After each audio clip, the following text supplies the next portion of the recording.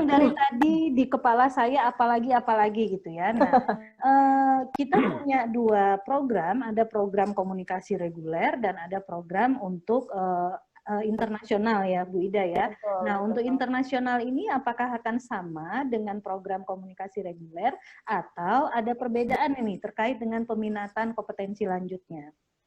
Nah, sebenarnya garis besarnya sama ya, alurnya juga sama dengan reguler, hanya saja di IP International Program itu karena memang ini adalah tahun pertama di 2018 ini adalah tahun pertama untuk IP, sehingga kuantitas dari mahasiswa itu terbatas ya, sehingga pilihan bidang minat atau peminatan yang dibuka itu kita lakukan kemarin, sempat melakukan survei kepada teman-teman mahasiswa IP ya, dan didapati dua peminatan besar, yaitu PR, Public Relation, dan Creative Media, sehingga insya Allah untuk semester 5 ini akan dibuka dua peminatan tersebut ya, Public Relation dan Creative Media. Ini karena kita tidak bisa kemudian hanya membuka satu peminatan saja ketika hanya satu mahasiswa yang mendaftar gitu, atau mengikuti, karena ada di universitas juga untuk satu kelas itu minimal 5 orang ya kalau tidak salah. Ya, sehingga sesuai dengan hasil survei, dua peminatan besar adalah Public Relation dan Creative Media. Sehingga nanti teman-teman misalnya masih berasa, kenapa sih cuma dua itu, mungkin nanti di semester 6-nya kita akan teman-teman bisa mengambil loncatan mata peminatan di semester 6-nya ya, kayak tadi yang dijelaskan untuk program reguler. Misalnya semester ini teman-teman ngambil untuk PR-nya, kemudian di semester lain misalnya mau ngambil Creative Media atau yang lintas jurusan jurnalismenya akan dibuka, jurnalismnya, atau mungkin media studies-nya akan dibuka, itu bisa teman-teman ambil gitu ya. Tapi basisnya dua peminatan itu yang akan dibuka terlebih dahulu sesuai dengan hasil survei yang dilakukan. Dan untuk yang pemagangan, teman-teman karena basisnya capaiannya berbeda, sehingga kalau kelas reguler itu kan memang capaiannya adalah reguler ya, berbeda, sehingga kalau di IP itu capaiannya adalah international scale. Jadi teman-teman harapannya tidak hanya magang di tempat magang yang biasa, tapi berbasis multinational corporation, misalnya lembaga-lembaga yang punya kepemilikan luar atau kerjasama dengan pihak luar, sehingga memang kompetensi kalian yang selama ini dipelajari di IP itu akan sesuai dengan apa yang kalian kejar nantinya gitu.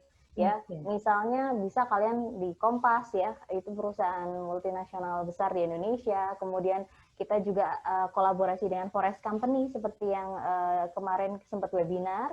Itu kita sudah mulai berjejaring dengan Forest Company. Teman-teman bisa daftar di sana, magang, apply di sana, atau berapa perusahaan lain, ataupun NGO-NGO yang membuka peluang untuk teman-teman bisa magang di sana. Ya, jadi ataupun misalnya lembaga lokal yang bekerja sama dengan pihak luar, atau membuat konten internasional global gitu juga memungkinkan. Jadi jangan pesimis dulu. Itu mungkin kalau untuk skripsi dan yang lainnya, insya Allah sama, inline dengan program reguler, magang dikerjakan setelah skripsi, ataupun misalnya ada case yang tertentu bisa dirundingkan dengan DPA ataupun Kaprodi, seperti itu. Iya, berarti nggak harus magang di luar negeri ya Bu Ida ya? Ya, tapi kalau misalnya memungkinkan, mereka teman-teman challenge their self gitu ya, mereka menantang diri mereka untuk ada kesempatan juga, ada biaya juga, atau mungkin mereka dapat program pendanaan untuk keluar gitu juga sangat possible untuk magang ataupun KKN internasional gitu. Karena sekarang juga ada banyak, sejak pandemi ini kan banyak virtual internship kayak gitu ya Mbak Mutia, Mas Ali. Jadi tidak menutup kemungkinan ketika basically mereka kerja di rumah, tetapi mereka mengikuti perusahaan internasional gitu. Atau misalnya pengabdian dari rumah tapi basisnya dengan NGO atau community internasional. Itu juga memungkinkan. Oke, Bu Ida. Ya cukup ini ya, cukup komprehensif penjelasan terkait dengan bagaimana peminatan di reguler dan bagaimana peminatan di internasional program yang kita sudah berjalan ini tahun ketiga ya, Bu Ida ya. Tahun ketiga. Nah, kami berharap apa yang sudah kami jelaskan ini sedikit banyaknya bisa mengobati kebimbangan, kebingungan, dan kegalauan teman-teman.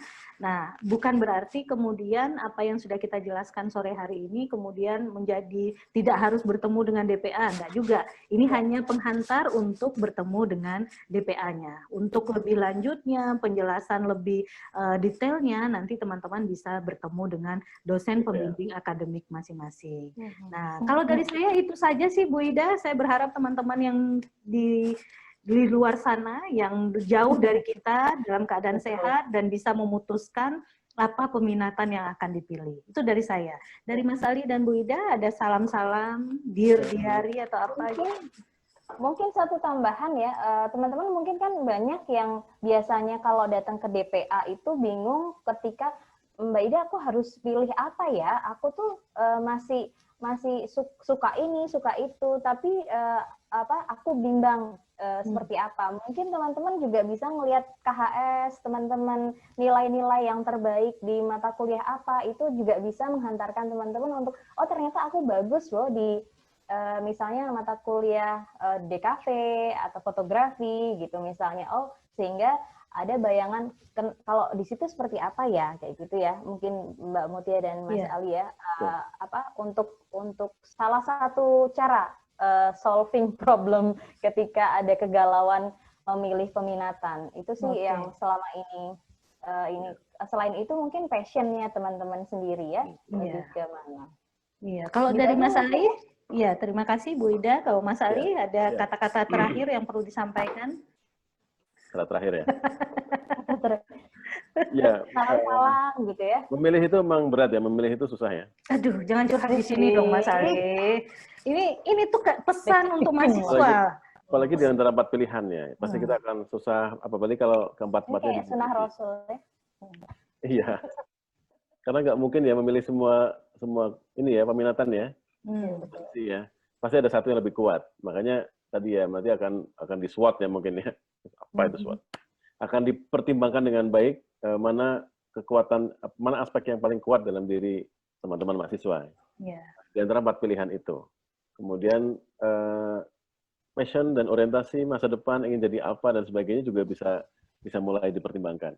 Samping itu juga bolehlah sholat istikharah ya. Mungkin jadi cara yang penting sekali juga ya buat teman-teman untuk memilih, untuk menguatkan.